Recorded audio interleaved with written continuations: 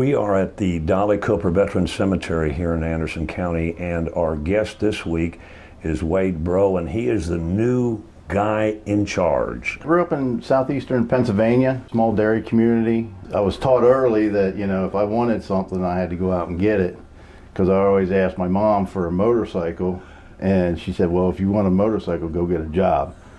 So I went and got a job at a dairy farm, and that's what I did for all through most of middle school and all through high school. Did you milk both times a day? Just once a day. Morning or afternoon?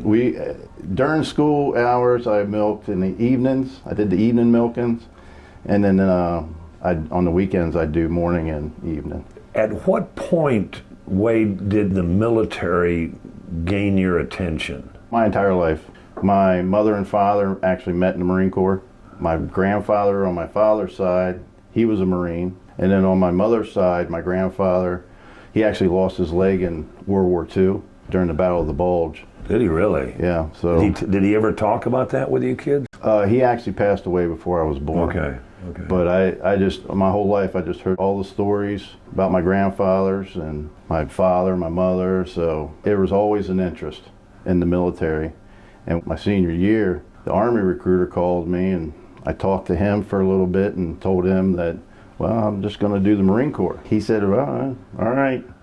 And he made the phone call, so I walked across the hall to the Marine Corps, and talked to them for about 5 minutes for them to say, well, do you want to be a Marine or not? And I was like, well, the Army said that they're going to send me to airborne school right out of boot camp. And the Marine said, you want to be a Marine or not? So I was like, all right, I'll go with the Army because they're going to give me more stuff. And no looking back, no regrets. I actually went to basic training and my advanced individual training at Fort Benning, Georgia, where I became an infantryman. And then after that, I stayed at Fort Benning and went to airborne school. There for a couple weeks during basic training, they actually made me the platoon leader, and I really enjoyed that. And I I excelled there. I was actually promoted upon graduation of basic training for my time as a platoon leader. And yeah, it was a great learning experience. From basic training to AIT, we got a 12-hour pass. So we were allowed to go wherever we wanted to go for 12 hours, and we had to be back ready to start our individual training. And then we did that for 5 weeks. And then at the end of the advanced individual training is when I got my first 24-hour pass. And your specialty then became what? Infantry. From AIT, I went to airborne school. And that's where? Fort Benning. And then, still at the same place? Yep. And that's a 3-week school where the first 2 weeks they teach you how to exit the airplane and land, do a dynamic parachute landing fall. And then from there, the last week you do 5 static line parachute jumps in a controlled environment. And then you graduate. From airborne school, they sent me to Fort Campbell, Kentucky with the 101st Airborne Division. And there I was in the 2nd Battalion, 502nd. And I was a basic infantryman. 1990, we were called up for Gulf War, Desert Storm, Desert Shield. So I arrived in country in Saudi Arabia in September of 90 and came home in April of 91. Having gone from Kentucky to the desert, does the Army tell you what you're getting ready to go into as far as the environment? Yes, we did a lot of training, whether it be classroom training, training outdoors in the heat of the day, just so to try to acclimatize ourselves to Saudi Arabia. But I'm telling you right now, you spend 22 hours on a plane going to Saudi Arabia, and you get off the plane and it's 137 on the tarmac. It's a rude awakening. And then what kind of accommodations did you all have when you were over there? We basically stayed in burlap tents that the Saudis supplied. Basically, the way they have their tents, it's a 2-layered burlap. The outside is white, so it reflects most of the light. And then the inside is a colored to help shade the inside.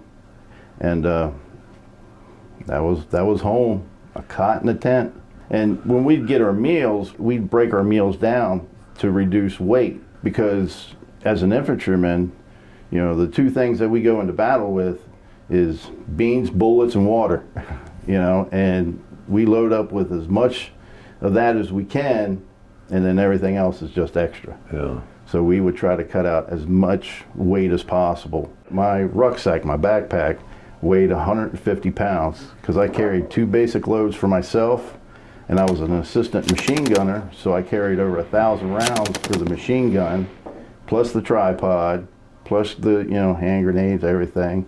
And then our, you know, standard operating procedures was we would always carry, you know, when we'd move out on mission, we'd always carry at least 3 to 4 days of meals and enough water, and a gallon and a half of water. Looking back on what the Army did for you, did they prepare you for what you ended up doing in Saudi Arabia and in the Middle East? They prepared me for exactly what I was doing.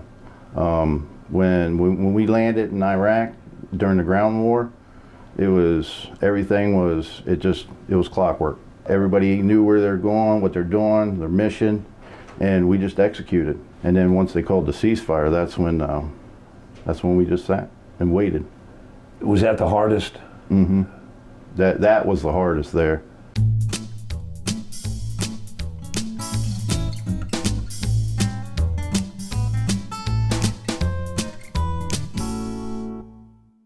So after 9 months in Iraq, you come back to stateside. Mm-hmm. Then what does Uncle Sam have for you? From there, my battalion was assigned an MFO mission, the Multi-Force Observers.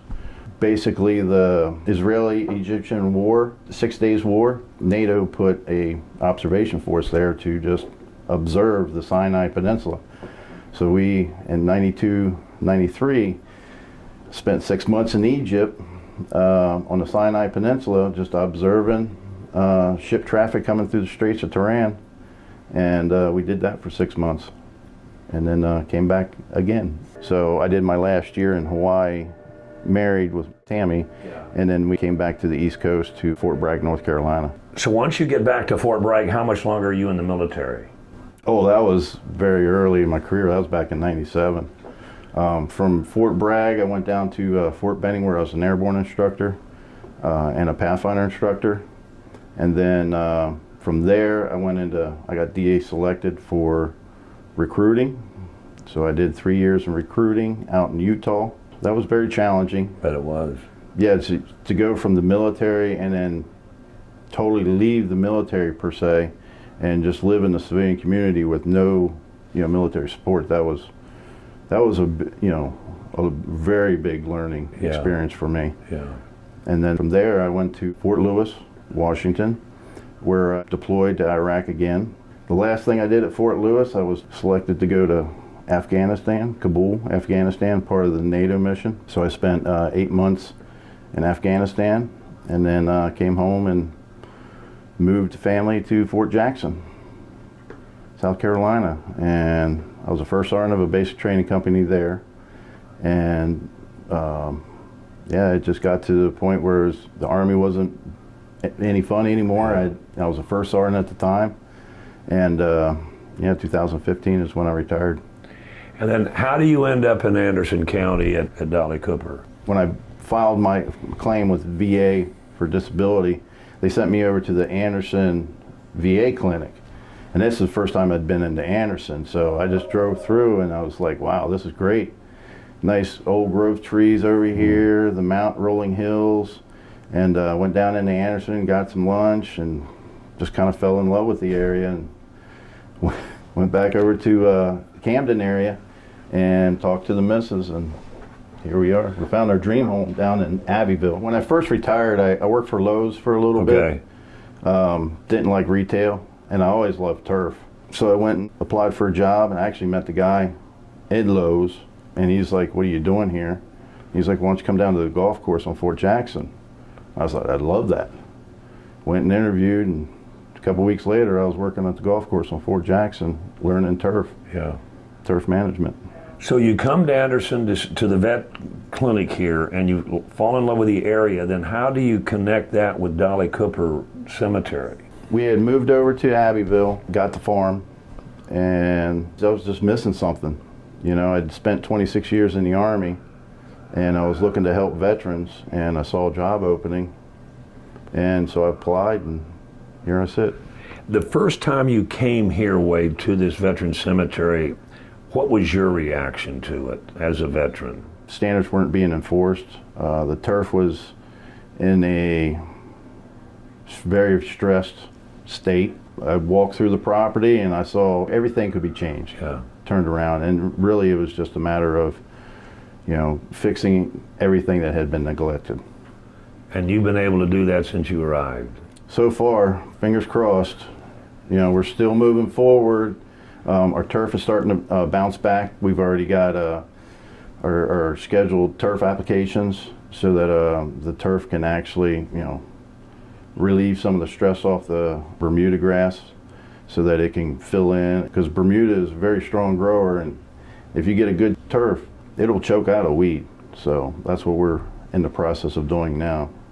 For those that are listening and don't know what Dolly Cooper Veteran Cemetery is all about, give them an overview of what you provide for our veterans when it comes time to inter them. As per federal code of law, burial benefit is one of the benefits that all veterans receive.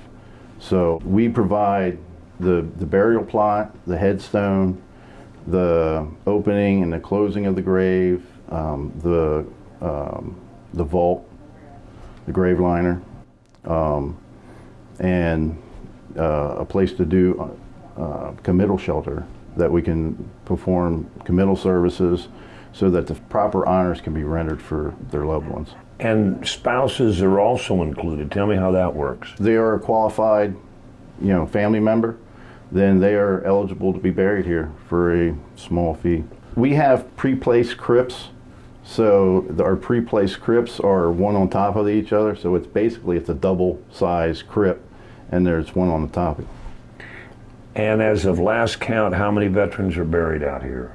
Roughly, I think we're at about 2,700 right now. And we've veterans. been 2,700 veterans, and we've been open since when? 2007 is when the cemetery opened, and right now total interments we're over the 4,000 mark. And on average, how many do you do a month? We average anywhere from 27 to 45 a month. That's our average. Last year was our largest year to date, which we did 519 internments. And then this year we're already poised to exceed that as well. Every year it keeps growing. And I think it's the biggest thing is just the word's getting out that this benefit for all veterans is here in the upstate. And after having spent all that time with Uncle Sam finding your dream home in Abbeville County, are you set to spend some time with us here? Yes, I am. I have a vetted interest in this place. This will be I'll be a resident here someday. So I have a vested interest in making sure this place is right and all the veterans are honored the way they're supposed to be honored.